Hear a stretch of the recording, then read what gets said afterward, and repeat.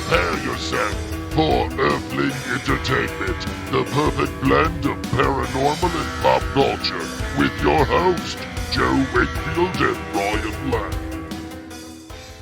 Hello, my friends, and welcome to another episode of Earthling Entertainment with Joe Wakefield and Ryan Lang.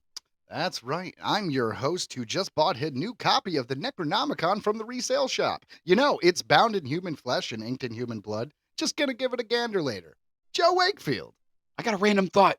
Am I the only one who really finds it troubling to think about dinosaurs? Because it's and then it's oh, and now they're closely related to chickens. Evidently, chickens are the closest related relative to the Tyrannosaurus Rex. Which actually makes sense, because if you think about it, Tyrannosaurus Rex has spent millions of years eating other animals. So they're getting their comeuppance now, because we're eating them, folks.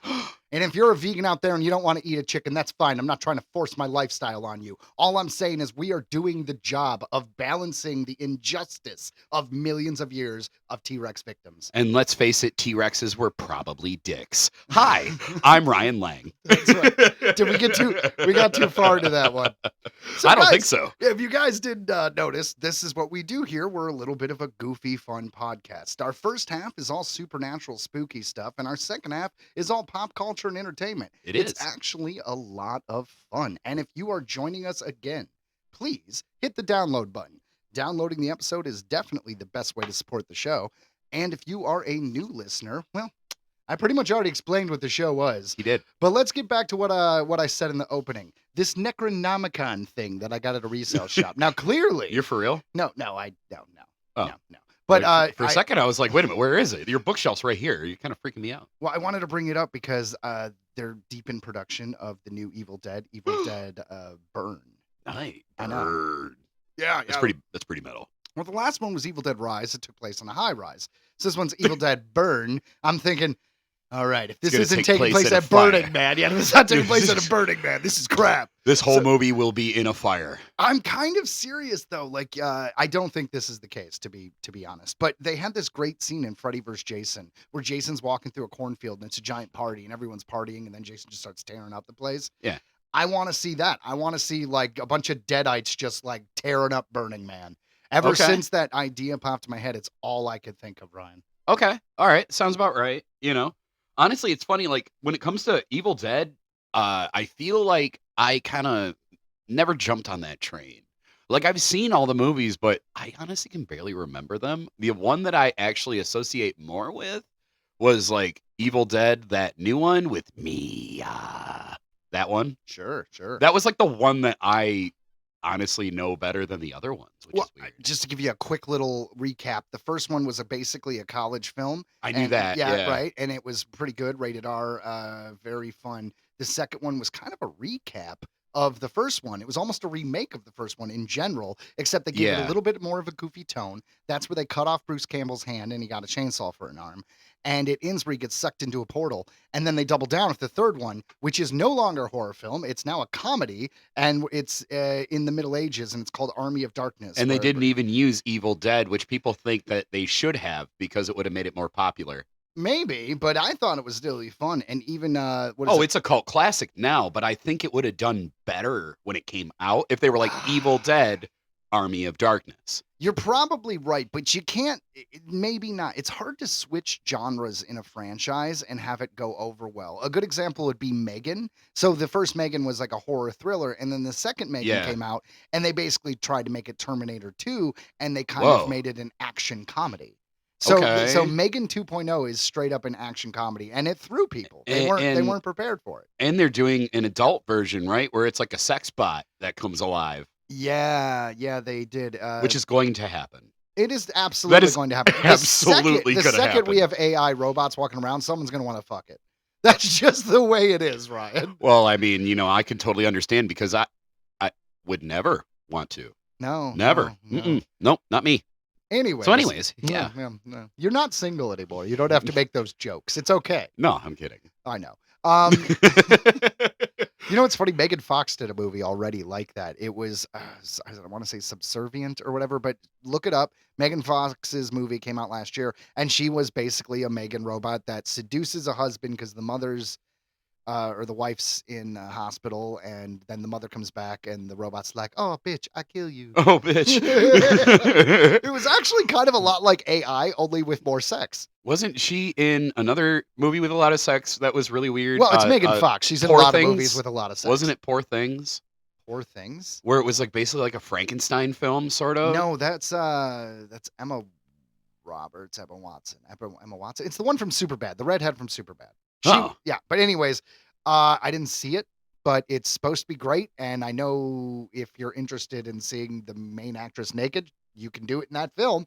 And Mark Ruffalo's in it. And that's all I know. Apparently, it's a great movie, and it did awesome. I just can't really comment on it. No, me either. Because honestly, I think me and my girlfriend tried like multiple times to watch it, and I don't know if we were busy or getting busy or I don't know. I don't know. But for one reason or another, we never finished that film. Sometimes there's movies you can't finish. One that I always know is in the early 2000s. I think we were in high school. There was a film called Sky Captain and the World of Tomorrow. Oh. And it took a very Art Deco kind of style. And Angelina Jolie was in it and Jude Law was in it. And it was kind of like that, what is it? Not futuristic sci-fi, like retro sci-fis. It was like if like what we thought in the 1940s the future would be like. Like almost Fallout like. Yeah, and it's like super stylistic, and it checks every single box of something I should be able to watch, and I've never been able to sit through it. I do not know why. I can't do it. It's like there's a mental block. What's it called again? Sky Captain and the World of Tomorrow. See, I've never heard of it. It reminds me of the animation from the really old Superman cartoons from like the 1930s. Oh, nice. Like real Art Deco stuff. Faster than a speeding bullet. Yeah. Well, speaking of Art Deco, we're just going to keep rolling into topics. Why not? It's not really a news story. We're not talking about it on the show. And there actually is a connection here. But the same Art Deco style was used in a video game franchise known as BioShock. And a lot of people are unaware, but they basically said they're making BioShock 4. Yeah, that's not going well. Apparently that's not happening now. Well, and those games, I loved the first one, loved the second one. I know you love the one in the sky, the third one, right? The third one, I didn't like it. I don't know. I thought it was good.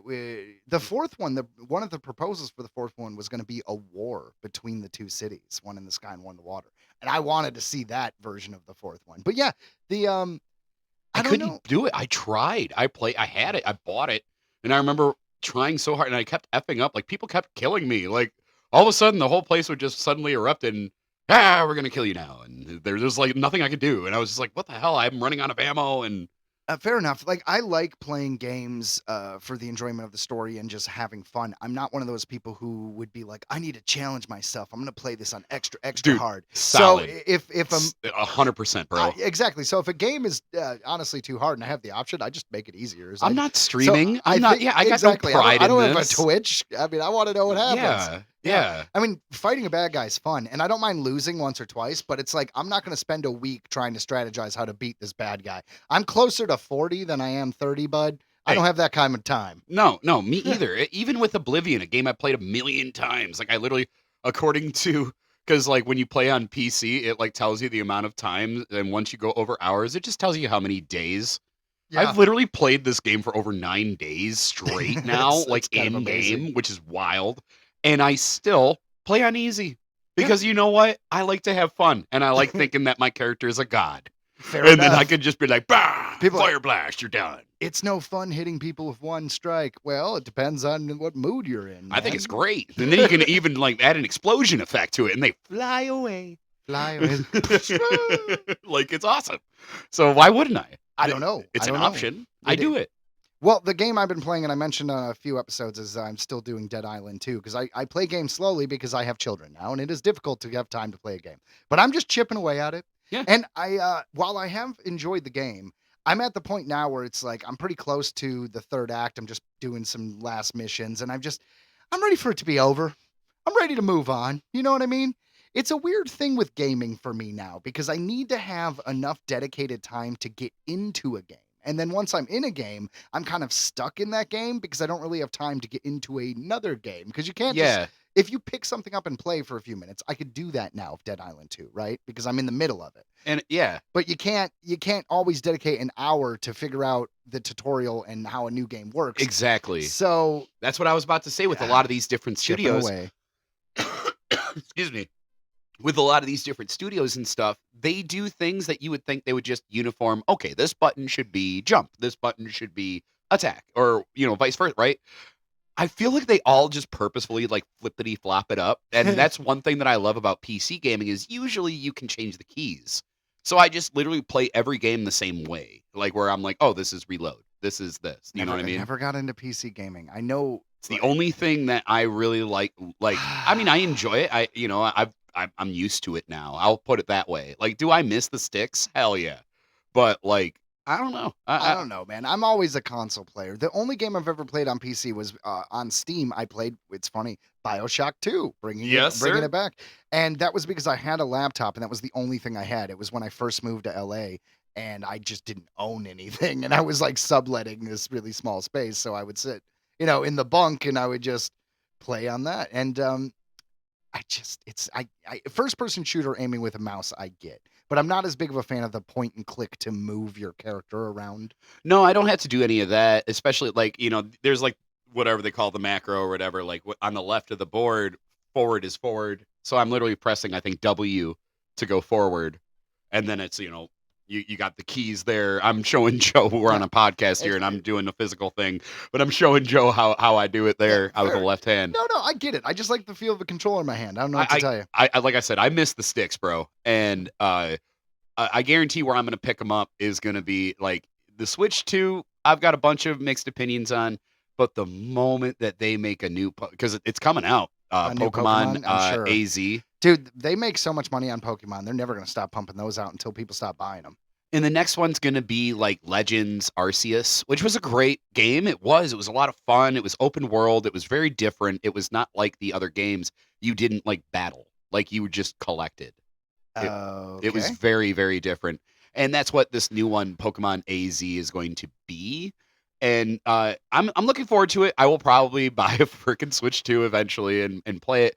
But I think I might wait until they do the next generation. You know what I mean? Where it's the actual game, where you get a starter and you get to fight the gyms and go to Elite Four. Like, that'll probably be the next time I actually pull the trigger. Right. Well, there's a lot of gaming franchises, and they always say that they want to switch it up. They want to change the gameplay. They want to make the story different, because why would people want the same old thing over and over and over again?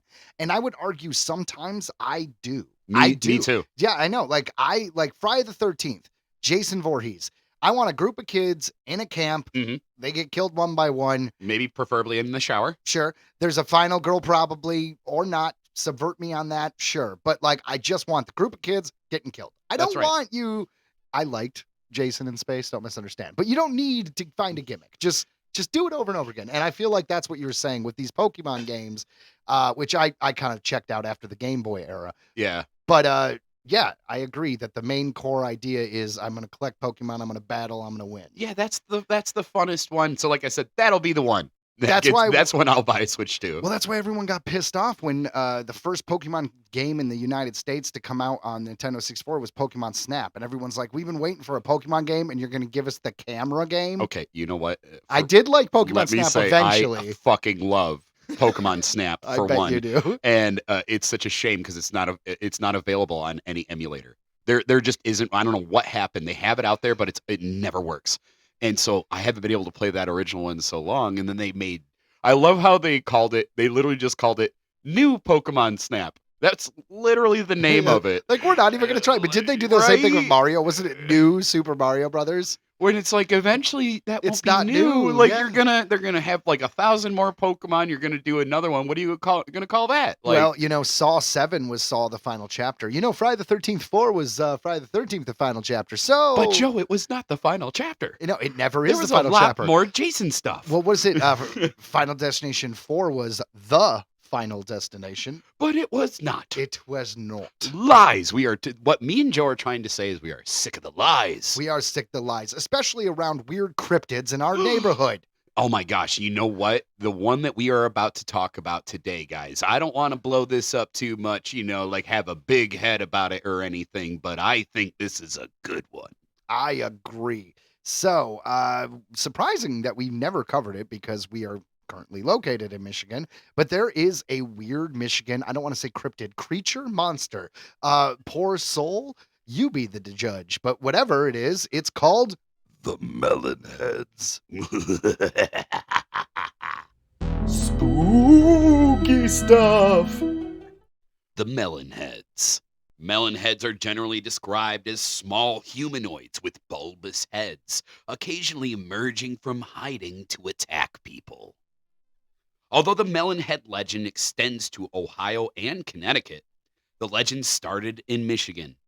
Generally, the story says the Melon-Heads allegedly prey upon humans who wander into their territory. Except Connecticut, because I don't accept the fact that Connecticut gets to claim this. Ohio, I agree. Okay, Ohio, I get a little bit, right? Like it's like borders are just a line in the sand. They could seep down there. I mean, exactly. But Connecticut, where do you get off? You know what I mean? Yeah, that's Jeez. Like, why did they just they wandered pretty fast? These are either alien or goblin or abused science project or children with hydrocephalic brain. Make up your own. The point is, Connecticut, get off my nuts. That's what's up. That's what's up.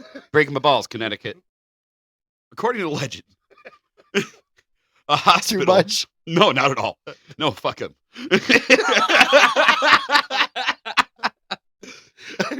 Not that we know anyone from Connecticut. Not at all. I don't even know what the governor is or what they stand for or what their major import is. I'm not a Connecticut man, Brian. I don't know. Yeah, I don't know if you got any listeners who are listening right now. I don't know if you haven't gathered this yet, but this is a podcast and we like to be funny. So, so we're joking. We are joking. I'm not. Fuck you, Connecticut. Right, actually, yeah, no, yeah, he's not. He's not. No, that's what's up.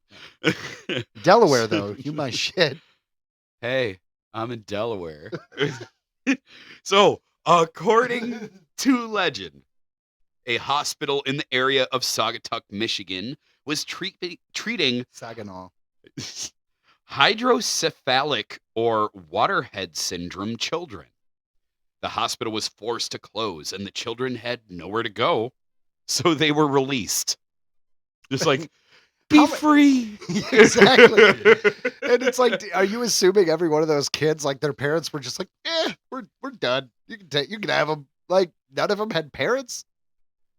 Like, I mean, they're sort of like, do you come pick up your kid? They're like, oh, we let them out in the woods. Oh my God, did they do the Harry and the Hendersons goodbye to them? Like, don't you see nobody wants you?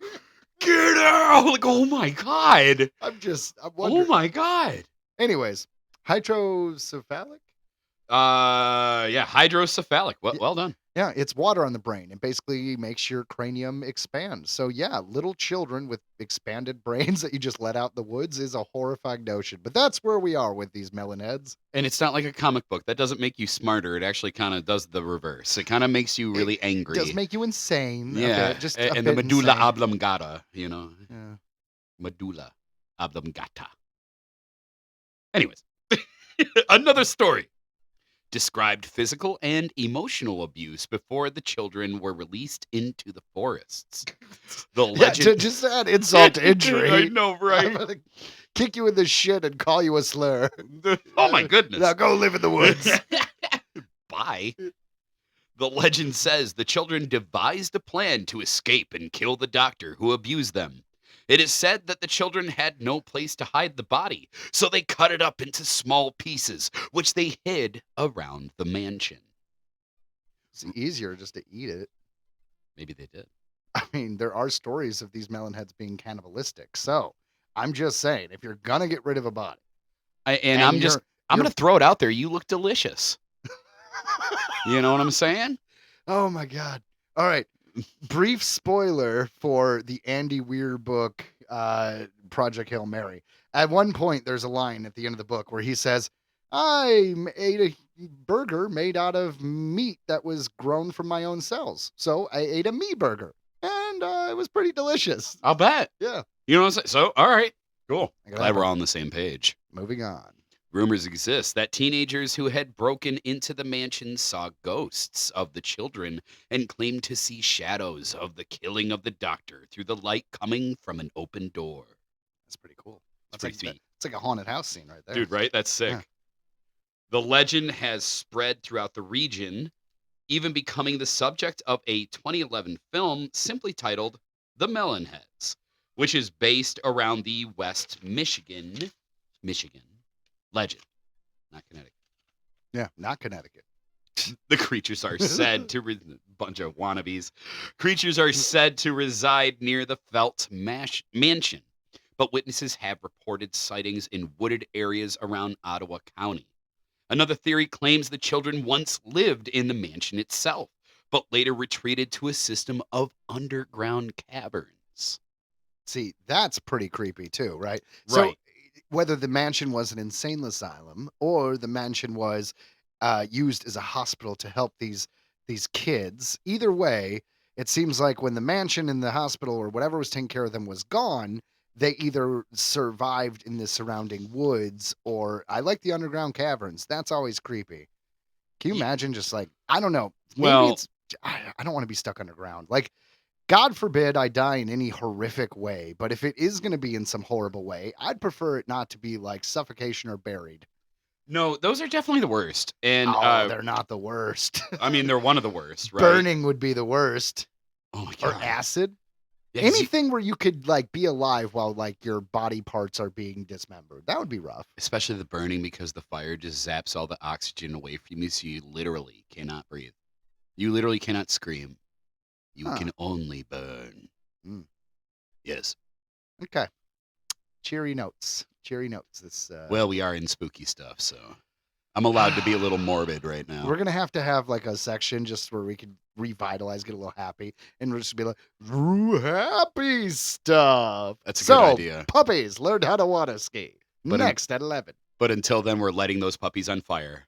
Oh, Located God. in Holland, the Felt Mansion was built in 1928 by Dor Felt as a summer home for his wife.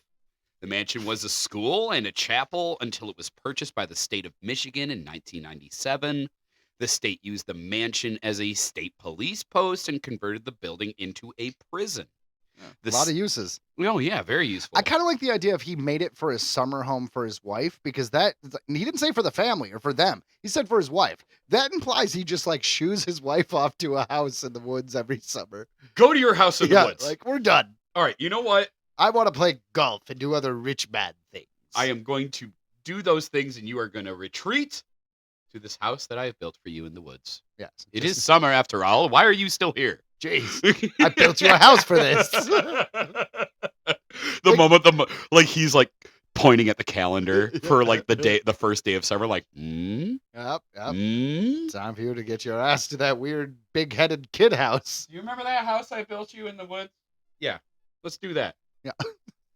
You know what I'm saying? So the state sold the estate to Laketown Township in 1995 for $1. I mean, I would have bought it for $1. Well, damn. As long as they preserved it. Oh, yeah. Can't So wait a minute, afford that. No, dude, preserving that could be a lot. If it's Yeah. dilapidated and stuff, that could be millions of dollars. You're probably right. They probably handed over a kind of a, here, you take this bill. And let me say, times are rough right now. I can only imagine the interest rates on doing that. The property is listed. It's like, we bought it for $1, but because of interest rates, now we owe $1,576,000. Isn't it wild? The property is listed in the National Register of Historic Places.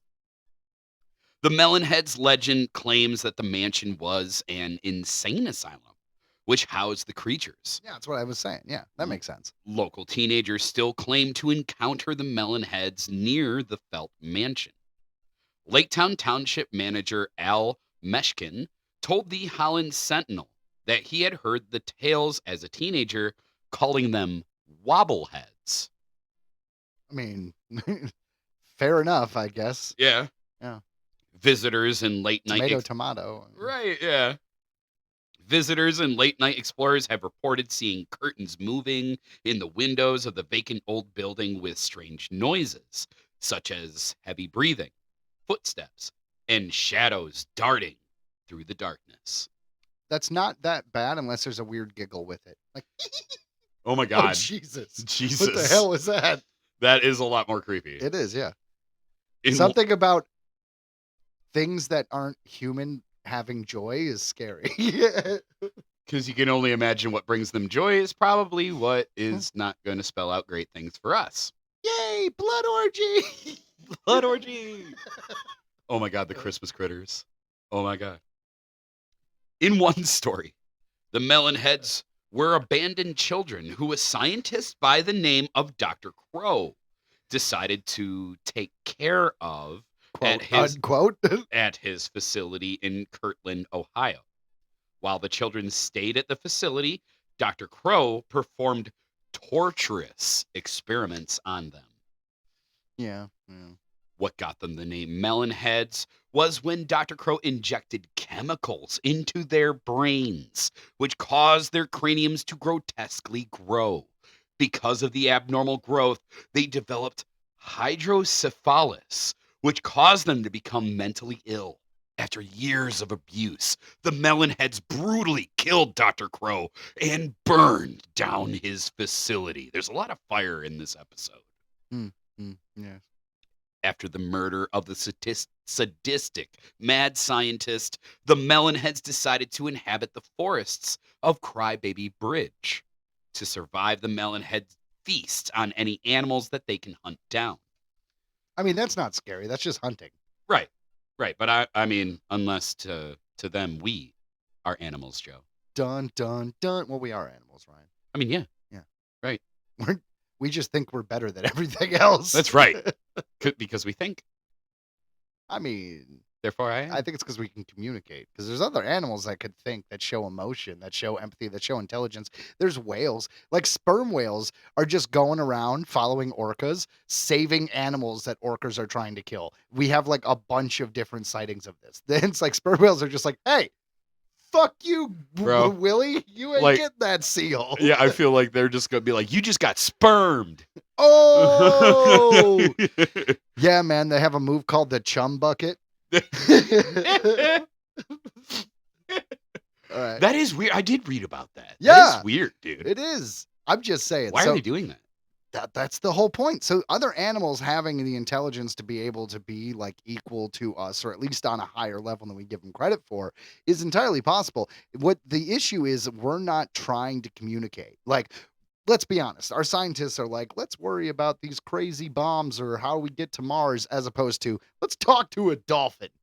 Let's just see what they're got going on. I mean, I wouldn't start with a dolphin. It would all be about sex, but other animals. you know, yeah, you got to be careful with dolphins. You know what I mean? Watch your drinks. You know what I'm saying?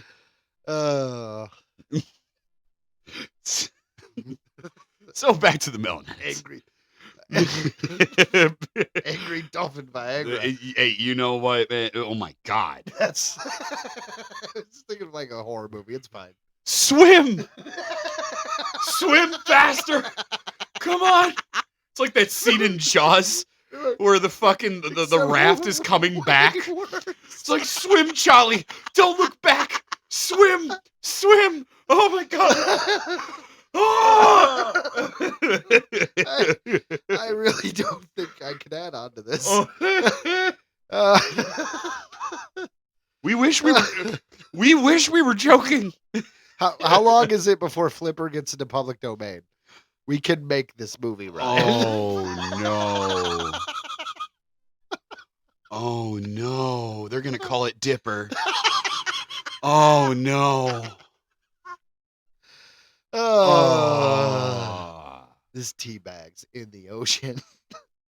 Because of their paranoia about society, the Melon-Heads kill and okay, yeah, so that we're just going to jump right back into the positive here. They kill and cannibalize anyone who sees them. Num num num num num witnesses. To keep the Melon-Heads cult going, they have kept inbreeding, making their offspring even more raving and paranoid. Yeah, you got to throw in a random kidnappee now and again just to spice up the gen pool. I'm just saying. Yeah, you never know. You know, we need. Otherwise, you're not going to be able to walk in a few generations, Just- guys. Come on. let's see where this goes. I got sweaty palms. Yeah, you're great, bud. You're looking good.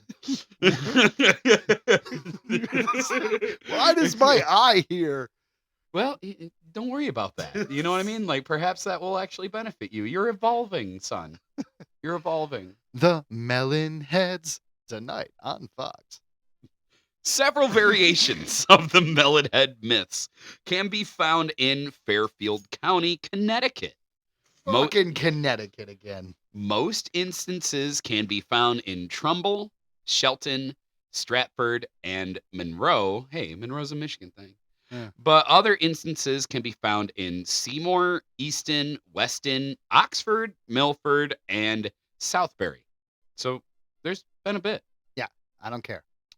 There are two primary Connecticut variations. According to the first variation of the myth, Fairfield County was the location of an asylum for the criminally insane that burned down in the fall of 1960. Yeah, you know what? An asylum, they burn down all the time, okay? That doesn't mean your asylum's the same as our asylum. I'm just...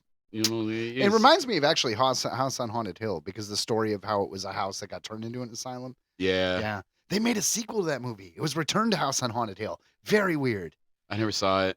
I mean, First one scared me when I was a kid. the first one scared the crap out of me, dude. It's a scary movie, but It you know what's, really is. you know what's funny? You watch it now, the CGI is so of the era that it's no longer scary, but it scared me No, the so shaking much. head thing and like all of them, like it was really effed up. I don't know. As a kid, that scared the crap out of me. And I remember having the DVD.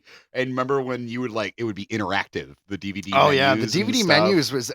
You know what? That's one thing that got lost in the whole moving into digital media is the DVD menus were a fun era in media. They really were. Yeah. Like I remember us having, I think, a sleepover. There was a bunch of us, and I think we watched Shrek on DVD, and we woke up to Donkey jumping around the menu, going, "Pick me, pick me." Yeah, like, what are you gonna do? Pick Look me. at all these options. Like, right? And it is weird, right? Because that was like a moment in time that is now gone. I know Sig Haid as Captain Spaulding in the House of Thousand Corpses menu. Yes. He would talk for 20 minutes. He would Like, literally, we timed it once. The menu, if you did nothing, was unique for 20 minutes. and for each option, like when you went to special editions or whatever, it would be Otis talking, and then you went to another one, and like they just had like a bunch of shit of them just fucking around, and Just yeah, it being would there. just play while you looked through. It really was a lost art of the time. This has nothing to do with Melon-Heads. No, but I don't know. We covered a pretty nostalgic thing there. I got it. This is how we get back there. You know, in 2011, that Melon-Heads movie, I bet that was released on DVD. Anyways, let's get back to Melon-Heads. Where we go. Fucking nailed it. You did. So the first variation of the myth in Connecticut was in Fairfield County, and it was the location of an asylum for the criminally insane that burned down in the fall of 1960, just to catch us up. Yep. Resulting in the death of all the staff, because I didn't feel like just jumping in with that. No, you win. Yeah. And most of the patients, with 10 to 20 inmates unaccounted for, supposedly having survived and escaped into the woods. So that's how they got out. Well, you know what? They got to quit building these insane asylums in the woods. Like, it just seems like if someone escapes, there's plenty of places to hide. Maybe build an insane asylum in the middle of the Great Plains. Just have a giant field. Like, it's like, well, they got away, but we found them in 5 minutes with a helicopter because there's nothing else here. Go in the middle of the outback. Why the fuck do you keep building it? Like, let's do it in the mountains, in the woods, with all the caves. That does make the most sense, because like otherwise, right, all these people can be like, they're in the woods. Yep. Like In the where? woods. Somewhere in the woods. They're camping. Yeah, camping. Look for a fire. Yeah. And big heads. Definitely look for the big heads. Big heads. The legend states that the Melon-Head's appearance is the result of them having resorted to cannibalism in order to survive harsh winters of the region, and due to inbreeding, which in turn caused them to develop hydrocephalus. Yeah. Which sounds pretty bad. Yeah, I'm basically saying water on the brain. I get it. Insane in the membrane, got water in the brine. Sorry. Oh, you're fine, sir. According to the second variation, the Melon-Heads are descendants of a colonial-era family from Shelton, Trumbull. Hold on, I want to say, but before you, this Connecticut variation, I do actually like. 'Cause fuck Connecticut, don't misunderstand. But but I like this variation because it's so different from any of the other ones. Because most of the time they're like, oh, they were kids being experimented on, or they were from a mental hospital, or they, something like that. But this one's just like, no, pioneers. They were banished after accusations of witchcraft That'll do were it. made against them, causing them to retreat into the woods. As with the first legend, this variation attributes the appearance of the Melon-Heads to inbreeding. One user on Reddit says, I first found out about the Melon-Heads in one of those weird travel books, same as me. You could get off the bargain shelf at Barnes & Noble, literally the very next day at school. One of my friends mentioned to me at random that his uncle or grandpa had seen one years ago near Kalamazoo. Weird stuff. Yeah. Well, if you've been to Kalamazoo. Yeah, they'd be like, oh, Yeah. Melon-Head. All Oh, right. Right. Yeah. Abandoned factory, herd of Melon-Heads. Mm. You never know. It's Kalamazoo. Might run into Tim Allen with a Yeah, bag of Coke. I'm imagining the end of Chinatown, right? We got the, don't worry about it. It's Kalamazoo. Just never you mind. Never you mind. Does that all the time. Let it go. Another user on Reddit said, I live in Holland. I'm from Holland. No. Isn't that weird? Holland, Michigan is a thing. I think it's funny.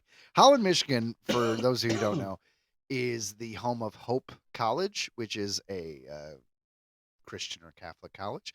And I'm not talking shit. I just think it's funny because I have a lot of family members who have gone there, and I went to a wedding there once, and I swear to God, if you ever hear the term of like, they got married in a cornfield and we had Chex Mix for the reception, I lived that life, bro.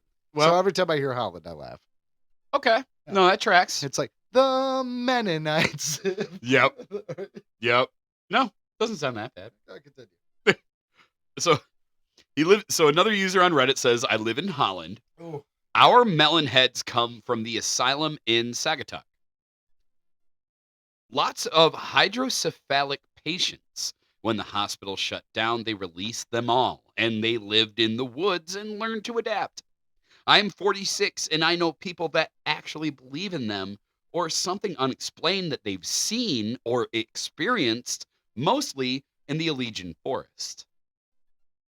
But no matter what story you believe, the fact is Melon-Heads might be out there waiting for their next tasty victim. It could be you. I just can't get over the idea of just like, all right, guys, our funding is cut. Well, what do we do with all these orphan sick kids? Just let them out in the woods like they're orphan sick kids? Yeah, like it's a golden retriever that you're sick of. Like just drive it out there and let them go. They'll fend for themselves. He's just standing there with like a pile of documents, just throwing them in the fire. What kids? What are you talking about? Don't worry about it. Don't worry about it.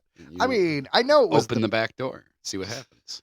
There wasn't a single parent or nurse or government official who was like, so, what happened to that tribe of feral children with the giant heads? Just let them outside? Well, actually, we have this money that we're going to give you.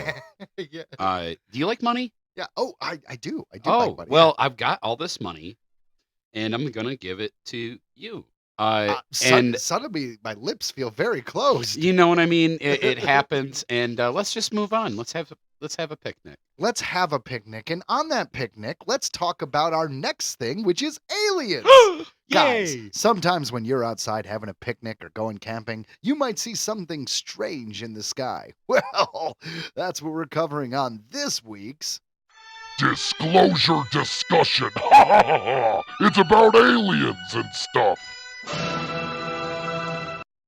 Black Triangle UFOs photographed in Wisconsin?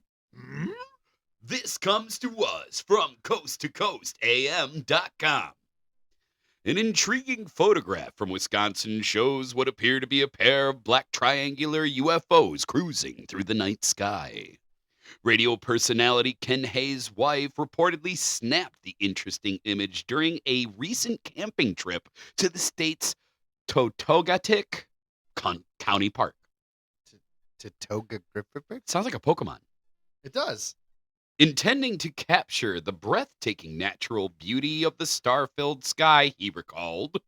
When she looked back at the photo she just took, she gasped and handed me her phone. What stunned Hayes' wife was the presence of two small black triangles in the image. We tried to hypothesize what it could be, he mused, suggesting a camera glitch, campfire ash, or birds, before conceding that the couple haven't come up with anything that checks the boxes. Strangely, Hayes indicated that his wife took two photos seconds apart, but the triangular anomalies were only present in the first image. They were like, "Ah, shit! He took a picture of us." I mean, you're joking, but kind of, right? Like, that's what Right? it seems like. For a split second, their cloaking went away and they got the image. Yep. They were like, "Oh, we're good. We can turn that off, save some power." No, we can't. He also noted that they did not hear any sound that might have been connected with the curious objects in the sky. I mean, the bottom line is people way smarter than me know how to manipulate photographs in ways that I don't. So I can't look at the photo online and say definitively, "Oh man, that's an alien spacecraft."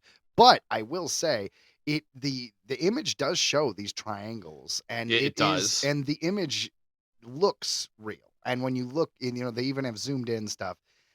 I mean, I would say it could be a misidentification of like a bird or something, right? But there's two of them. And Right, and they look the same. They look the same, exactly. Well, and I'm going to go ahead and touch on the theory that the triangular ones are actually ours from reverse engineering. I remember we covered a story, gosh, I want to say it was either earlier this year or even last year, where in Australia, there were a bunch of people near one of our bases there, and all of a sudden they had this black triangular UFO kind of fucking with them in a weird way. Like it was like coming low, then it would go up, then it would go low. Probably just a test, right? If it is our stuff. But what is Yeah. it, that jet that looks, what is it? The stealth jet looks kind of like a black triangle. So yeah. an updated version of that is entirely possible, right? Using reverse engineered alien technology, extraterrestrial technology. I do believe that too. You know what? I'm going to talk about X-Files for a second. Do it. I always liked X-Files when they were like, these are aliens. And then I always got a little annoyed when X-Files was like, the explanation is, oh no, this is our government that re-engineered the alien spacecrafts. But it is a common thing. And the fact is, if we recovered alien spacecrafts, we would have been working on reverse engineering since we found them. 100%. Why wouldn't we? Exactly. So the fact that some of these things that we're seeing in the sky could be man-made is entirely possible. I just prefer to always consider them alien. That's just what I would rather them be. And I'm not trying to put a stick in your spokes on that. Oh, not at all. When people have that kind of technology, all I could think of is like a futuristic Terminator type war of like humanity is dead and there's flying drones with like these crazy bombs, and it gives me a real future shock, like frustration. Whereas alien technology is like, oh, there's still a sense of wonder. Maybe we'll have a Star Trek future where we have a galactic council and things are good and positive and not so dystopian and terrible. And I don't know why, but aliens having that technology to me is hopeful. Humans having that technology is dystopian and evil. I wish I didn't feel that way. I mean, I feel that. But hey, like we said in our last episode about the object heading this way, for all we know, doom's coming. Well, if the aliens are coming to kill us, I got nothing. That would suck. What a weird time. Like, you grow up watching, being a fan, being let's say a geeky or nerdy fan of genre-based stuff. You watch sci-fi movies, Independence Day or whatever when you're young, or, comic books and all this other stuff. And you always think of these scenarios because life is boring. And you're like, man, I wish I could be that hero or in that situation. Or what would I do? Would I save my friend? Would I get the girl? Would I do this? And the chances are you're gonna get to the point in your life where you're like, oh, I don't really want that. I just want a steady job and to chill and to be relaxed. Yeah. And I feel like I've crossed past the point where I want to be the savior of humanity. I just don't really want to be the savior of humanity anymore. It seems like I don't need to be the lone wolf because my family was terribly murdered in a war and now it's a constant battle like a Ronin to take my revenge. I'm good now. And I feel like the end result is always you have to sacrifice yourself at the end. Well, see, I mean, depending on how shitty your life is, that's not that bad of a deal. But the point is, if It could the be aliens worse. are coming, I'm kind of hoping there's a period of them lying to us about like, oh no, we're here to help. We're your saviors. Kind of like the V. Have you ever seen V? Just not- for vendetta. Fair enough. It's not important. The important thing is they come in and they schmooze us and they kill us later. That's kind of what I'm hoping for, because by the time they get around to killing us, maybe they have a longer lifespan. Maybe I'm already down. Maybe that's like my great grandchildren, you know? Well, I kind of like your example before, and I'm running with it on. I imagine that by the end of the movie, you're going to have like a crew, right? So by the end of Sure. your story, there's going to be like a crew of people that you guys have gotten through stuff together. So you guys got like a kinship. So everyone's like drawing straws, but you're the guy who's actually like, we don't have to do this. I'm down. I've been waiting for this for a while. I'll go. We're good. Like Steve Buscemi in Armageddon. Like, I had a good spot picked out there. Like, Yeah. come on. We were all going to die. I was ready. So, yes, what do you guys think? You can email us at earthlingentertainmentpodcast@gmail.com when it comes to these black triangle UFOs. Do you have a story? We would love to hear it. Have you or someone you know seen something? We definitely want to hear a detailed UFO story. That'd be great. 100%. It doesn't even need photos, videos. If you got a good story, we'll tell it. Well, I mean, I'm gonna have to believe it on some level. You know, I don't, mean, well- don't just spin me a yard of bullshit. Like, Yes, part of me, I'm a little yes. bit sometimes more of a skeptic than Ryan, and I want to believe. I'm like Mulder, guys. I want to believe, but the thing is, this story we just covered, it says radio personality Ken Hayes' wife. So when a UFO report is reported by someone who has a radio show, that's kind of like if my wife saw an alien. Guys, if my wife sees an alien, suddenly I'm going to have a lot of content for my show. Well, So, you like to remind me that I called you after I thought I saw one.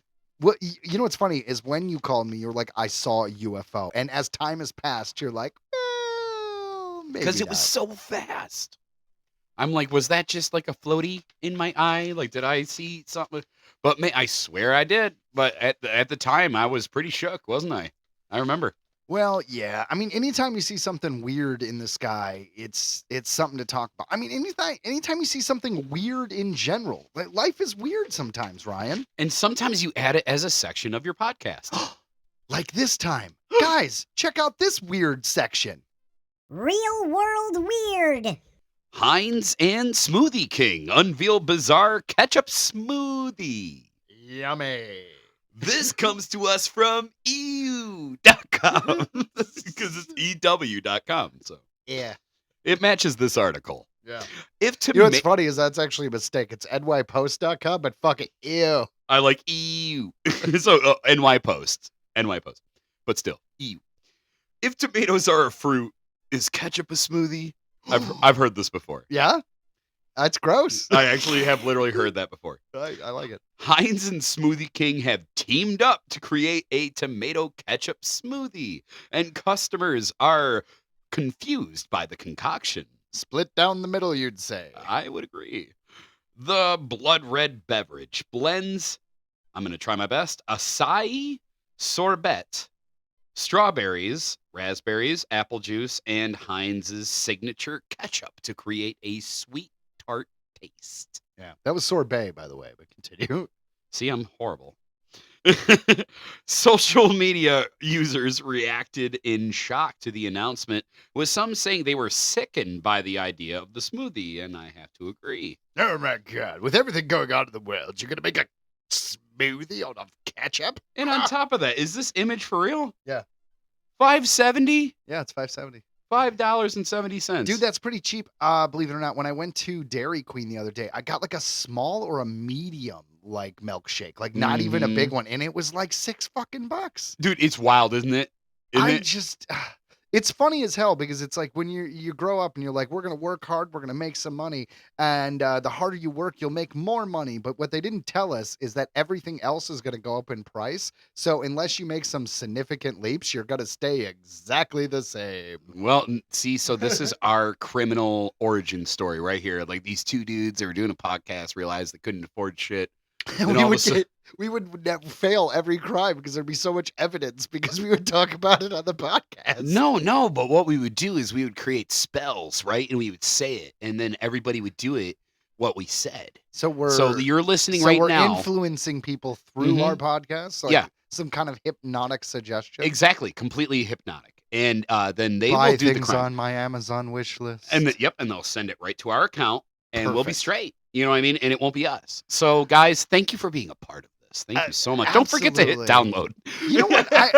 I always thought the Amazon wish list was funny because it's like, hey, if you want to buy me something, and I've gone online and I've seen different artists or influencers, and they're always just like, have a list of things, and it's like, oh, here's my Twitter, here's my TikTok, here's my this. If they're one of those overly attractive people and they sell themselves on that, they're like, here's my OnlyFans and here's my Amazon wish list. If you just want to like buy me a shirt. Dude, no shit. That's a real thing. I know. I wish we were that kind of popular, buddy. I wish there was that many people out there just like, you know what, Joe and Ryan, I'm going to buy him that fucking comic.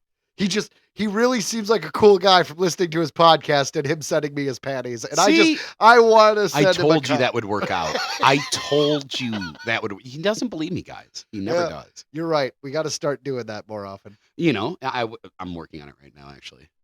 While drinking a ketchup smoothie. Dude, while drinking a ketchup smoothie. And this next quote is, I think, perfect for this moment. I fear these are the end times. One critic quipped beneath an Instagram post from Complex describing the drink. Quote, I want everyone in handcuffs. Everyone involved, I'm sorry, in handcuffs. Another stated, this has to be one of the dirtiest things that I've ever seen in my entire existence as a human being on this planet we call Earth. Clearly, they're not the ones we sent the panties to. Well, because they are satisfied. Another satisfied customer. A third detractor declared, no. And anyone who consumes this, jail. Others insisted it must have been an April Fool's prank being played in August. But the drink is no joke, Joe. No, it is real. This is real. The smoothie will be available for $5.70. Bargain for a limited time while supplies last, as long as they can keep squeezing out of the ketchup bottle. And I imagine there is a lot of people just waiting to suck this down. So you better hurry. Right. Select Smoothie King locations across 5 markets, and that includes Atlanta, Chicago, Denver, Miami, and parts of greater New York area and northern New Jersey. Damn it, Joe. We were in New Jersey at the wrong time. I know, but you know what? The real thing to take away from this is fucking Connecticut didn't get this shit. But you know what? I bet they'll claim it. I didn't hear anything from Connecticut. I bet Connecticut's going to be like, we have the best tomato smoothies. Nope. Yeah, we're just going to steal it. Oh, they're just going to... they're going to take it. Fucking Connecticut. Dude, you're like the Simpsons. You're calling this fucking future, bro. Like, that's what's happening. I really want someone from Connecticut to reach out all bad. Like, I really want, like, a letter campaign. Yeah, dude. Where it's like, listen, sir, we'll have you on the show. As a Connecticut resident, I feel as though your harsh words upon my state were unfounded and, quite frankly, not as delicious as this wonderful ketchup smoothie. See, they would be promoting it. Yeah. That's the worst. That's the worst. Now they're which marketing you can find in Connecticut because they're liars. God, Joe, we have really struck, I think, a good nerve. I really do. Like, I think we're on point here. And you know what else we've reached? The halfway point of our show. We have. Calling all comic fans, it's time to feed your brain at Green Brain Comics, where the freshest new issues, graphic novels, and manga hit the shelves every week. Whether you're looking for the hottest new series or the latest small press sensation, we've got it all. Every genre for every age, Green Brain Comics is your one-stop shop for all things graphic storytelling. Got questions? Our friendly staff knows their stuff. Whether you're a longtime fan or new to the world of comics, we've got recommendations that'll keep you coming back for more. And don't forget to check out our special events. Green Brain Comics is not just a store, it's a community. Located in East Downtown Dearborn, we are at Green Brain Comics on Facebook, Instagram, and YouTube. Shop online at greenbraincomics.com, and remember to feed your brain at Green Brain Comics.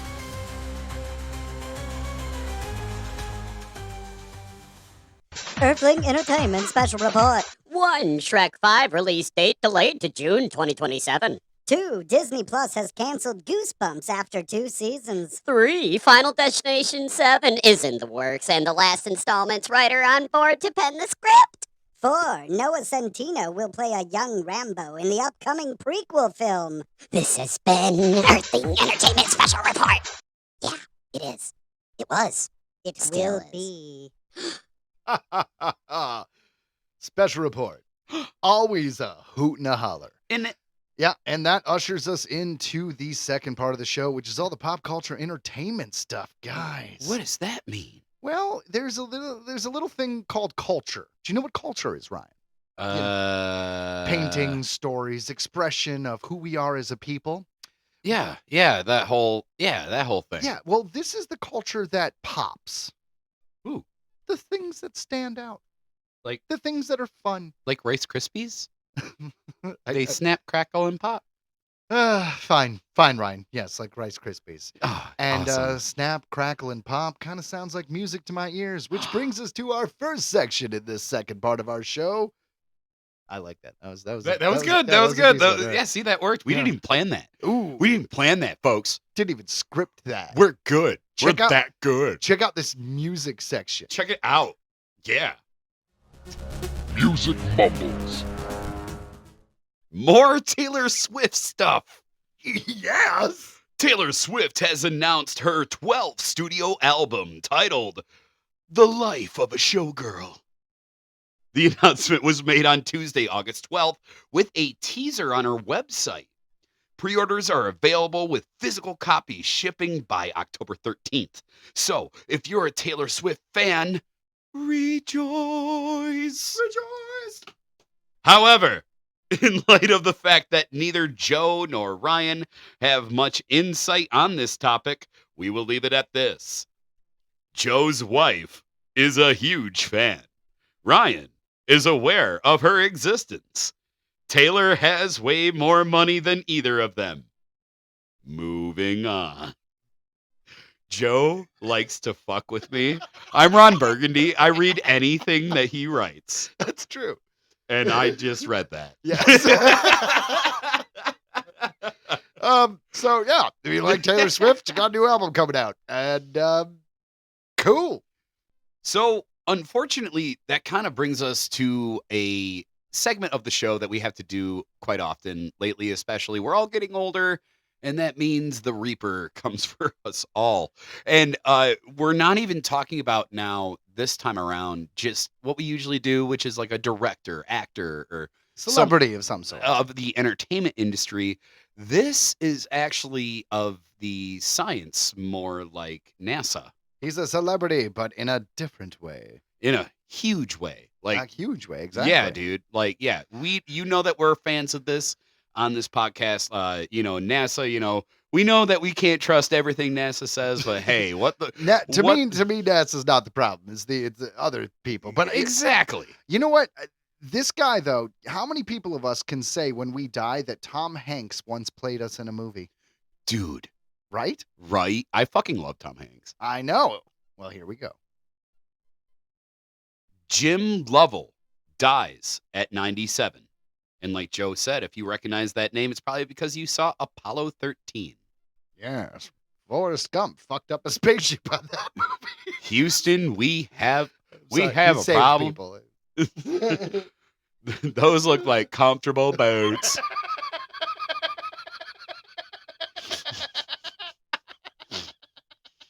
I might not be a smart man. Oh shit!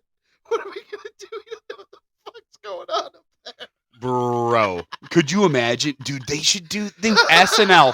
SNL copyright Earthling Entertainment. SNL, you need to do Apollo 13, but with Forrest Gump, and you got to get Tom Hanks to host. There's too much carbon dioxide. Oh my god. Oh my god. Dude, this is comedy gold. Oh my Joe. Anyways, this wonderful man of an astronaut. By the way, he died. By the way. Yeah, but his legend lives on. Oh my god. All right. Let's get to the serious, but for real, we admit it. We thought of something great. That would be an amazing sketch. So anyway, so Jim Lovell. Johnny, I could say your house for me. Johnny. It's Apollo 13 is Johnny. And then I invested in a thing about faces and books. And then Lieutenant Dan said, we don't have to worry about money anymore. And I was like, well, that's good. One less thing. Carbon dioxide's a real issue, though. Oh, my God. So they had to build God, remember that? Like, they had to build, that was wild, dude. The fact that fucking the happened. movie Apollo 13 or the incident that actually happened? The incident. Well, I mean, the movie was dang near spot on. The thing about Apollo 13 is I always laugh at Apollo 13 because when I moved to LA, it was 25, 26.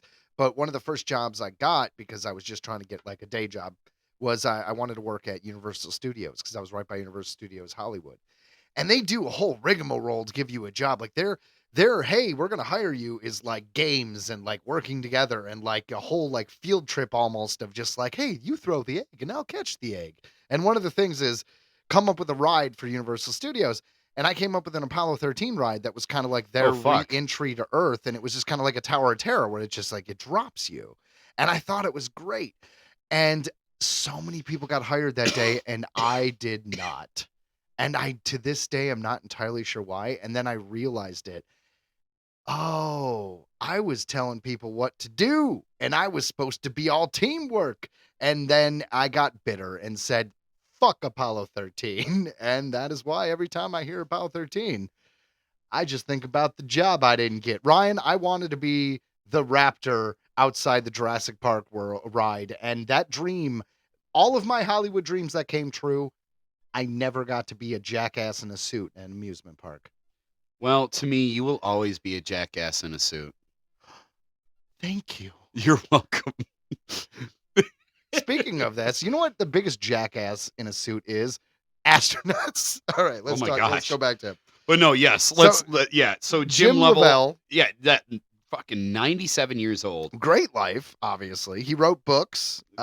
He was in the space missions Apollo 13, Apollo 8, the Gemini 7, and Gemini 12. So, I mean, he paid his dues. He was a legit astronaut doing it. Yeah, a veteran of 4 space flights. Hoo-wee. And he passed away August 7th. And please, we tip our hat to you guys. I tip my Bloodywood hat. Yeah, and just so you know, he was 5'11". Not sure that matters. Just, you're trying to steal his identity or something. He's a little taller than me.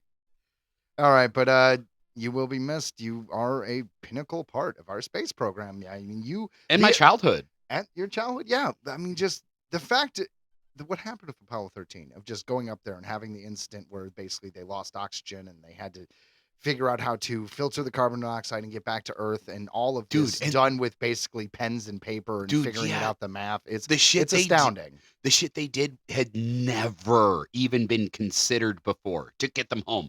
Like the fact that they powered it all down and they all went, what was it, to the LEM? They went to the LEM, which is not designed for that, but it was at the time the best option for all of them to live. And it was just, why I remember that movie so well. I remember getting, I want to say it was either Arby's or something that had teamed up with Apollo 13 movie, and you could assemble the whole Apollo 13 rocket. I feel like Apollo 13 doesn't lend himself well to a Happy Meal. But it did. I remember. I had him. That's why Tim Burton got fired from the third Batman movie, is because his Batman Returns movie didn't sell well in the McDonald's Burger King route. Which is wild because the the toys did because they No, were all they the did. penguins. That was the whole point. They're like, how are we going to make this family friendly? You have, yeah, can you kidnap children with evil clowns? Do you remember that movie, Batman I Returns? do, and I got a hot take. I know it's not your favorite. I don't you like don't like it. I love Batman Returns. I thought Batman Returns was the worst one Batman Returns out of all Batman, and I mean that. Batman Returns might be my favorite Batman movie out of every single Batman movie, and I include The Dark Knight. No, I'm saying literally, you name it. The people who made fun of the bat nipples and stuff like that. The Joel Schumacher one. I put that above Batman Returns. I love the original one with Michael Keaton. Is amazing.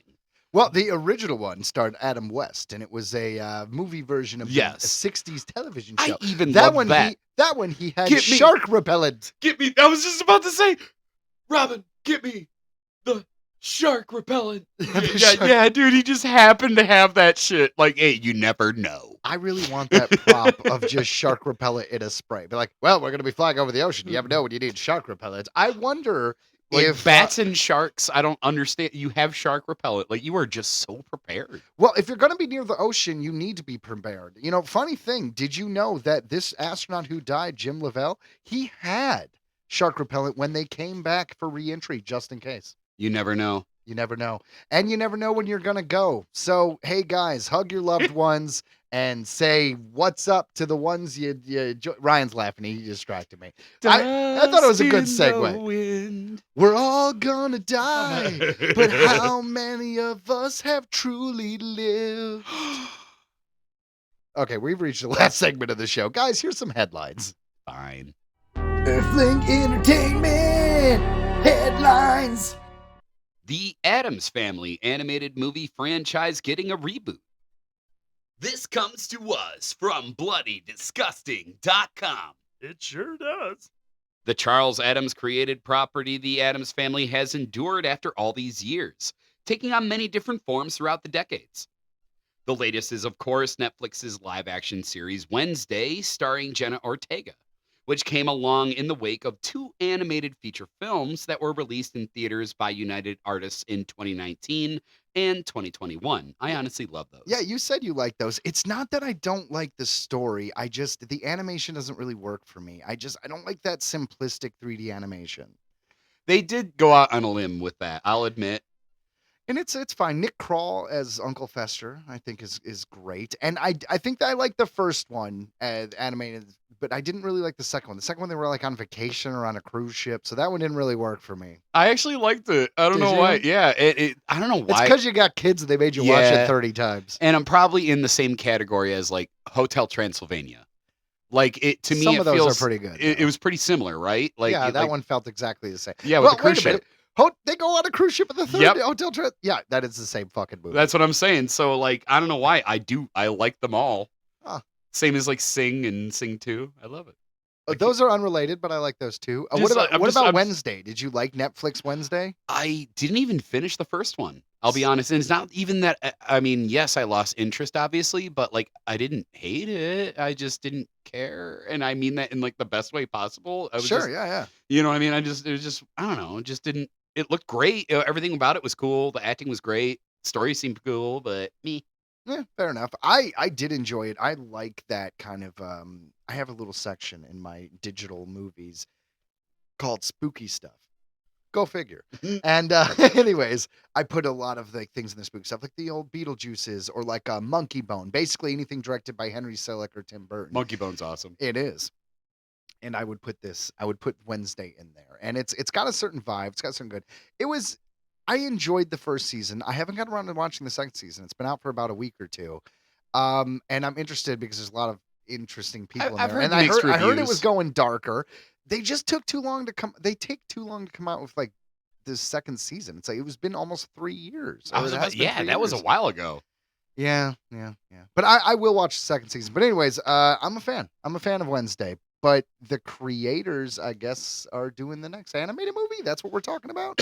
Yeah. The animated Addams Family saga is now getting a reboot from Wednesday creators Alfred Goh and Miles Miller, The duo who has revealed on Deadline's Crew Call podcast. I mean, it makes sense, right? Like, you're already working with the property, so it has a similar aesthetic. So, yeah, go ahead. Give them an animated movie. Why not? While the new animated movie is from the team behind Wednesday, it will not be connected to the Netflix series and also not connected to the 2019 and 2021 animated movies either. So it's like completely new. Yeah, they're just totally redoing a new Addams Family. I mean, why not? You could. It's easy. It's been around. It was a comic strip way back in, I don't know if it was as early as the 20s, but up till the 40s. Like, it's old. You know what I mean? It's going to keep getting rebooted. It's kind of like how I say every time someone gets pissed off when someone does something they don't like, it like, oh man, we don't like the way April looks and the new Ninja Turtles. It's like, hold your breath, wait a week, there'll be a new iteration next year. Like, okay, it's fine. If you don't like this Addams Family, I guarantee you, before we hit 2030, there'll be another version. That's right. That's right. So Go and Miller reveal, we're working on it with Amazon MGM and Kevin Misorochi, who runs the Addams Foundation. He knew Charles Addams and the Keeper of the Addams Flame. And with Gail Berman and John Glickman, we're rebooting to animated film franchise. Yeah, so they're going back to the original comic strip and they're adapting that. And honestly, that seems like the best route because, like, why not go with where it started? Yeah. Right? Another quote here. So it won't have anything to do with the two films before it, nor is it connected with this show. Go and Miller make crystal clear. It will be a brand new Addams feature. There's not really much we can say about it because it's in very early stages. We just got hired. Like, we just started this shit. We literally just said yes to doing it. And, I mean, that sounds like so much fun. Like, what a cool franchise to be able to just go ahead and let's do it. You know what I mean? Like, you could think of anything with the Addams Family. It's supposed to be insanely morbid. I've always loved the Addams Family, and the morbid stuff was part of what I liked about it. Like, yeah, like she literally burned that girl alive, didn't she? What? What are you talking Wasn't that about? Addams Family too, where she was just like, we will sacrifice you and shit like that, didn't she? No, there was no. She did not kill the little girl at camp that she was rivals with. She definitely threatened it. Well, yeah. All right. Are they made from real Girl Scouts? That aside, did you know there was so in the 90s when we had the Christina Ricci as Wednesday Addams Family movies? Oh. Do you know they had a third movie? Ooh, yeah, it's past Addams Family values. So the third movie was written, and I'm not going to get into all the details, but too much time passed. It was development hell. People got older. Actors died. But it was originally going to be like the version. It was going to be the third movie, the third installment. So when they finally got around to making it, it ended up being a made-for-television movie on ABC Family. Tim Curry ended up playing Gomez. I was about to say, because he passed away after Street Fighter. The original guy who played Gomez in those 90s movies. Yes.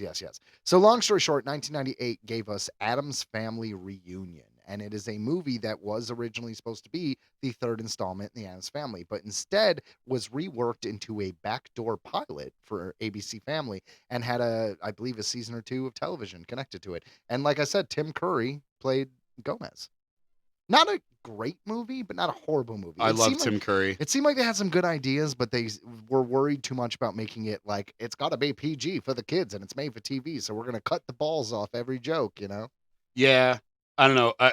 But the fact that it's got Tim Curry, I got to watch it.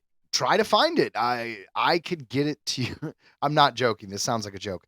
The only way I know of to watch it is on VHS, but I have it on VHS, and I could digitize it to you. That's going to be the future, dude. Is VHS is going to be the underground of I've got this. Well, you know, I've actually got it. I have a VCR that I could hook up to my computer, and I digitize every old VHS that I find. So I actually have a hard drive full of old movies and things that you can't find anywhere. Like The Neverending Story Part 3, where Jack Black played the villain, and he was the leader of a gang called the Nasties. No one remembers Neverending Story 3. You can't find it anywhere, but it exists. It's not for public view, but technically I put it up on my YouTube. Oh my God. Yeah, ripped from a VHS, bud. Okay, I am very interested in that. I got to show you some stuff later. I haven't seen the second one, but F that. I just want to watch the third one now. Okay, okay, hold on. The first Neverty Story was like the most expensive movie collaboration between Germany and the United States, and it was a big deal. It was around 1984. And then when they had the second one that came up, I think it was 87. No, it could be early 90s. The point is they used the same puppets. It was still same quality. And it was directed by the guy who directed the Mad Max movies, Miller. Okay. So, but then when we get to the third one, it seems like they threw out all the puppets. They lost all the money, and they were just like, yeah, let's go the, the Cinderella 4 straight to video way of doing this. I mean, that was kind of the way back then. Shit got bad. Yeah, that's kind of the way back then. Yeah. It kind of reminds me of our next story a little bit here. Outrageous. Hold on. Oh, Headline number 2. I jumped the gun. Or the chainsaw. Outrageous and bloody horror musical Chainsaws Were Singing gets distribution. Finally. This comes to us from rumorg.com. Remember when Conan O'Brien said, "Balls in your court, Estonia," at the Oscars? Estonia is responding in a big way. They're like, hold my beer. Dark Star Pictures and Redwater Entertainment have announced their acquisition of North American rights to the Estonian Chainsaws Were Singing, with a fall theatrical release planned. The movie will then roll out on VOD and digital platforms. The guerrilla production, which writer-director Sander Marin spent over a decade putting together, stars Carl Joseph Ives, Laura Nils, Jano Pusip, Martin Roos, and Rita Katsip. I did my best. And has been described... These people are from Estonia, Ryan. So you did all right. Thank you. And has been described as Monty Python meets Texas Chainsaw Massacre meets Les Mis. Like I said, finally. Like right at the end of the day, there is another chainsaw. In my bottom. The synopsis. The story follows new lovers whose budding romance is shredded apart literally by a chainsaw-wielding killer, setting off an Antarctic odyssey full of gore, grief, and musical numbers. Chainsaws Were Singing won Best Horror Movie at Fantastic Fest 2024. A special jury mention in the New Flesh competition for Best First Feature at Fantasia 2024 and Best Film at Buenos Aires Rojo Sangre in 2024. Says Redwater president Avi Fettergreen, "We're always on the lookout for films that break the mold. The Chainsaws Were Singing does that with a chainsaw and a show tune. It's rare to find something this original that also connects so instantly with audiences." Another last quote. "This is the kind of insane, fearless cinema that reminds you why we go to the movies," says Dark Star's Michael Repsch. Yeah. And I wanted to cover it because, one, the image is interesting. The image is interesting. Right up his butt goes the chainsaw. What I was going to say is I like musicals that are weird. There's Anna and the Apocalypse, which was like a Christmas British musical about a zombie apocalypse. I love weird musicals about, I guess, just horror movies. I don't know. There was Repo, the Genetic Opera. That was a great I remember one. that. Yeah. And I love that. And I like indie films, and I wanted to cover this one. It seems ridiculous. It does seem ridiculous, but at the same time, I'll bet it's satirical. It's fun. It's funny, right? Like, well, Cannibal the Musical was something Trey Parker and Matt Stone made when they were in college, and they made that movie and they sold it to Troma. Well, they gave it away to Troma for distribution. I did not know that. Yeah, very cool. I just know about their show, the Book of Mormon, which I desperately want to see. Yeah, that's a good one too. Well, and I guess some people would call that old. Yeah, and, some things are old, man. And this is arguably as old as I can remember. Our next headline. Our next headline kind of blows our minds. AOL's dial-up internet service is ending in September. It is still here, Joe? Yep, there were people out there still using dial-up somewhere. I don't mean to judge, right? Like maybe that's all you can get, but my God. Can you imagine the oldest man ever? Well, let me hang up the telephone. I'm going to do the dial-up. And then someone calls and they answer the phone. Bing bong, bing bong. And all of a sudden you're kicked off. And it's like, who answered the damn phone? I'm trying to get on the internet. What was it?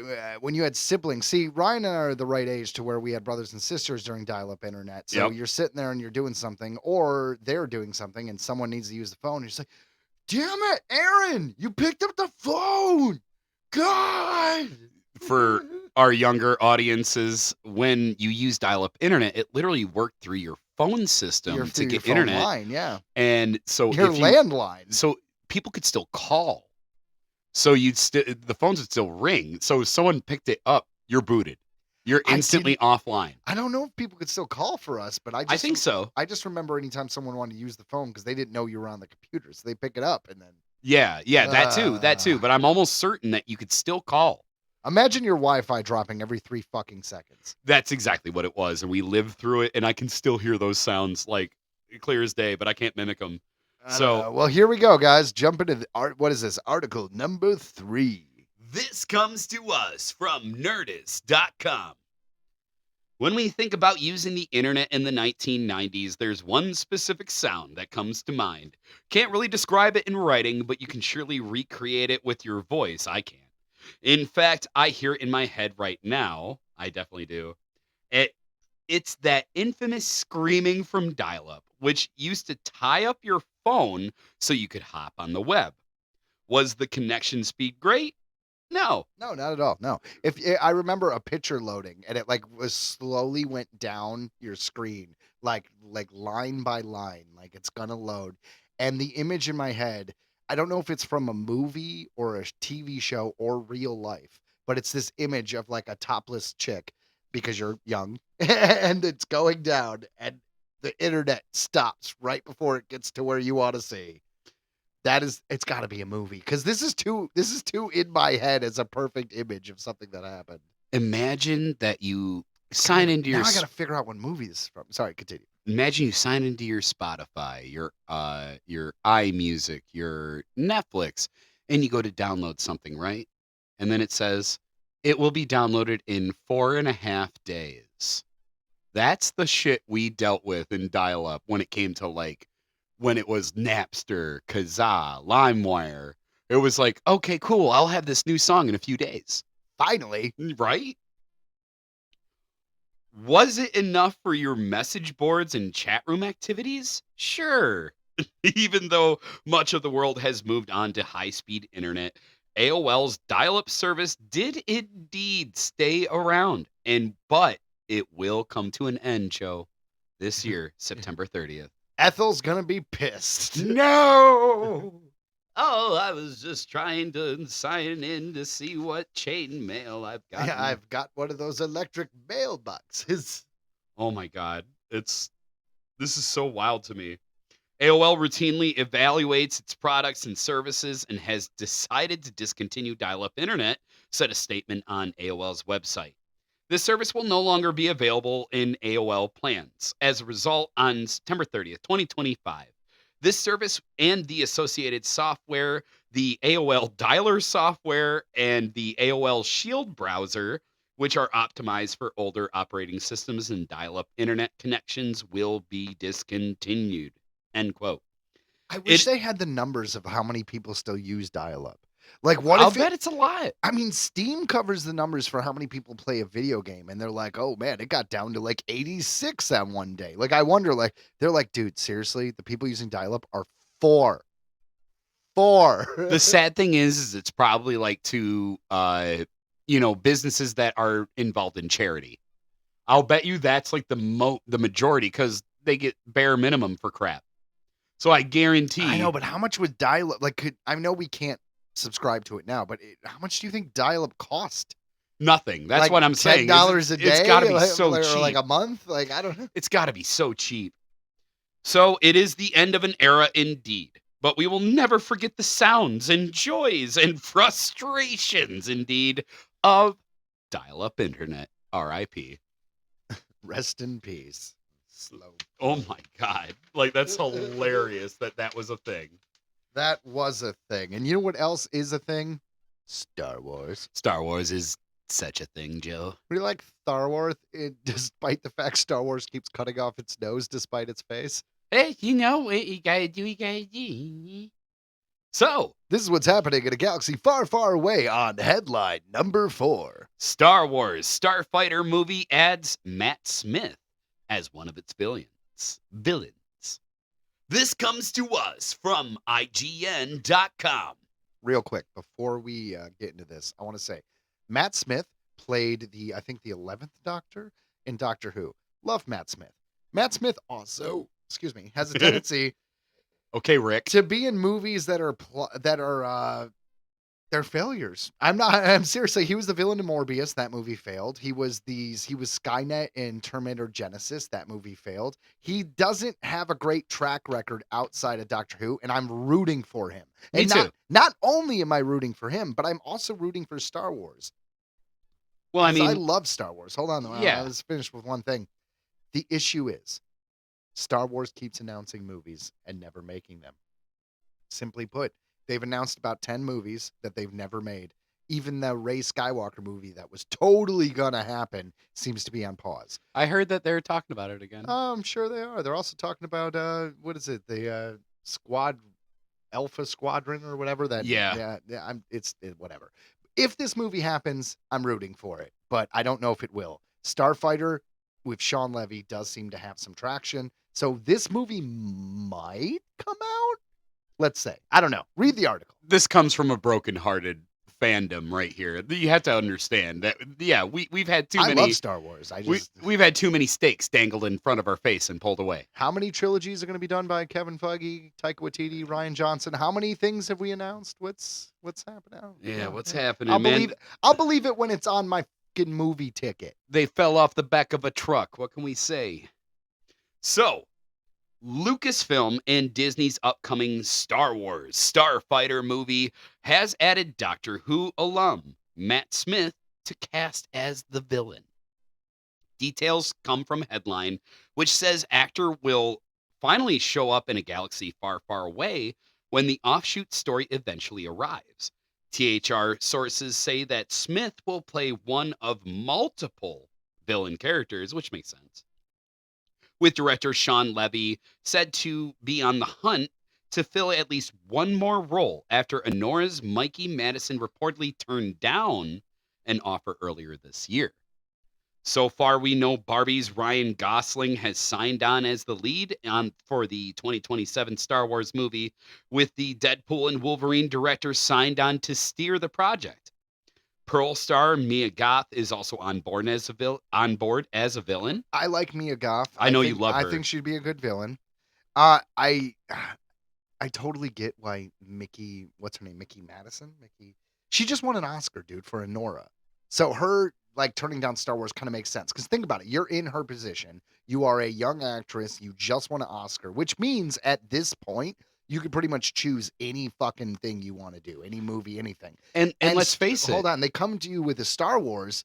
Star Wars hasn't been doing that well. Well, and let's face it, even when it was doing well, which it was like the biggest film of the year when that new trilogy came out, no matter what anybody said, it was very successful. Yeah, Rise of Skywalker was incredibly successful. Not one thing for anyone involved. The Force Awakens, not Rise of Skywalker. I think the only was for John Williams, I think one for the musical score, and I think it was costume. That's it. Well, genre films usually don't win Oscars. The point is, if you're an actor who won an Oscar, you can pretty much choose what movies you're going to be in. And are you going to choose a franchise that isn't doing very well, or are you going to choose something that you think is artistic, or are you going to choose something that thinks will make you the money? You know, right? And those are your choices. You go money, you go art, or you go career. You know? I remember that used to bother me, where I'm like, literally, it was such a good movie, but it doesn't win crap. Like, none of the people involved. No genre movies win. They'll win for costume. They'll win for score or sound design. And that was it. But no comic book movie or superhero movie or Star Wars or anything like that. At least not now. In the future, it might change. But none of those people are going to win Best Actor or Best Actress. The closest we came is Demi Moore being basically what was it? I forget. The Substance. Yes. So she was nominated for Best Actress for The Substance, and that was the closest we've gotten to a genre film actually getting any of the big awards. The big awards being Best Actor, Best Actress, Best Movie. You know, those are the big awards, right? You if you get a Best Film for Jurassic Park 12, it's a big deal. Yeah, right. So back to the article here. The hunt for more stars remains ongoing for now. So they're still looking. Yeah, they're trying to fill the cast for sure. Much of Star Wars Starfighter is still coming together, but there are a few details that have been revealed since its announcement in April. Levy considers the movie to be a standalone project, but has confirmed that it takes place 5 years after the earth-shaking events of The Rise of Skywalker. The film script was handed by the Adam Project's Jonathan Tropper. Yeah, good writer. Smith was previously rumored to appear in The Rise of Skywalker, but never made the cut. Although he might be best known for his time as the 11th Doctor, Smith has appeared in major roles for other sci-fi and fantasy franchises. His resume does include work as Milo for 2022's Morbius and Jack in Edgar Wright's Last Night in Soho, as well as Daemon Targaryen for both seasons of the House of the Dragon. That's where I know him. Yes, so House of the Dragon is probably the only successful thing he's done. And people like him in that show. I was going to say, I didn't finish it. I'm terrible with shows. But I did watch like the first half of the first season, and I thought he did great. Additional details about his mysterious villain character in Star Wars Starfighter remain under wraps for now. Star Wars Starfighter is expected to begin production in England this fall, with its premiere then set for May 28th, 2027. The next film in the legendary sci-fi franchise is The Mandalorian and Grogu, which is primed to come in theaters in 2026. I'm so excited. Yeah, and that one actually is coming out because they've done filming it. So that one is, but it's fucked up that in 5 or 6 years since The Rise of Skywalker, the whatever that last one was, the only Star Wars movie that has come out is basically a spin-off of a TV show. Like, do better, Lucasfilm. Is just my opinion. It's I am a Star Wars fan. I have never abandoned Star Wars. You could ask Ryan right now where we are recording. If you look to your left, you literally have every single canon Star Wars novel in 2 bookshelves staring right at you. Like, I am a Star Wars fan. Darth Vader is looking at me right now with a giant one-up like fan hand that you would hold up like at a rally, and it says "Best Dad in the Galaxy," which Joe is. He's Thank you, great dad. But yeah, guys, what do you think about this? I love Matt Smith. I love Star Wars. But if you have any of your own thoughts, hey, tell us about it. What are your Star Wars theories? You know, do you think the place between places is going to make time travel a thing in Ahsoka season 2? Why don't you tell us about it? You can hit us up at Earthling Entertainment Podcast at gmail.com or on Facebook, Instagram, TikTok, any of those places. We're around. We're out there. We're around. And then, guys, we're going to jump into headline number 5. They're back. Trailer Park Boys returns for season 13. This comes to us from Deadline.com. The Trailer Park Boys rumors are true. Canada's favorite petty criminals are back with a new season. Shooting on the 13th season of Canadian mockumentary Trailer Park Boys has wrapped in Nova Scotia. This confirms the speculation that's run across the year after Star and TPB co-owner Mike Smith said the show was returning while in character during a social media appearance earlier this year. There hasn't been a new season of the show, which launched in 2001, since March 2018. Well, Ryan, what were you doing in 2001? I was 14, and then we were freshmen in high school. I went to Tattoo the Earth. Nice. Hell yeah. Slipknot headline. Set in the nothing else remarkable happened that year. That's all I can think of. Yeah. Moving on. Set in fictional Sunnyvale Trailer Park in Nova Scotia, the show follows the misadventures of a group of residents focusing on the lives of Ricky, Julian, and Bubbles. The trio I love Bubbles. Me too. The trio are returning for season 13. That's my best I could do. I liked it. Well done. Thank you. With each of them providing us with a quote for this item. Feels like it's been a while, says Bubbles, while Ricky asks, is this a fucking dream? Julian added, I've done this job for 25 fucking years. Julian added, we need to celebrate this shit. Trailer Park Boys Incorporated is producing a 10-part in association with Blink 49 Studios for the newly launched TBB Plus streaming service in time for the series' 25th birthday in April of 2026. Every time I hear that, I always think it's Blink 182 Studios. I thought that I'm thinking too. like, oh shit, Blink 182 back in Trailer Park Boys? Nice. Bro, it's all right to tell me. I'm sorry, yeah, I did the same thing. Ron Murphy is the director with Gary Howsam and Jonathan A. Walker as the executive producers. The show will run worldwide on TPB Plus, which is the new identity of the Trailer Park Boys streaming site, SwearNet.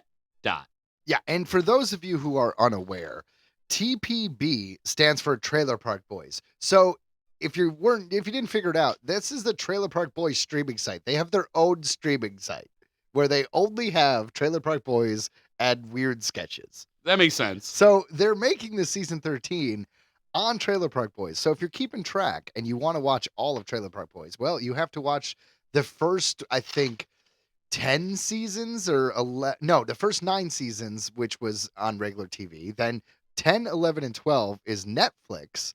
And now 13 is on their own streaming site. So if you want to watch Trailer Park Boys in its entirety, it's actually quite difficult unless you subscribe to the Trailer Park Boys streaming channel. I didn't know that. How much It used to be on Netflix. That's what I'm saying. Netflix they paid for 3 of the seasons, but those are only Netflix seasons. Yeah, so now the show's how much is, look up real quick, how much is the TPB Plus? How much is TPB Plus? How much is Trailer Park Boys Plus? I'm doing it right now. I'm thinking, you get Netflix or you get Paramount Plus or any of these Disney Plus, you're paying between like $10 and $25 with, to get all this content. So how much is just Trailer Park Boys content? You know what I mean? And yeah. So it looks like we find it. For a year it's $98.22. Okay, but how much is that monthly? Is it like $7.99, I imagine? Something like that? It doesn't say. Some of these niche streaming sites are kind of fun. Back in the day, I did subscribe to the Troma streaming site where you could watch all the Troma films. The Toxic Avenger and Sergeant Kabuki Man NYPD. That's what this reminds me of. So here's swear.net. Yeah, it's really...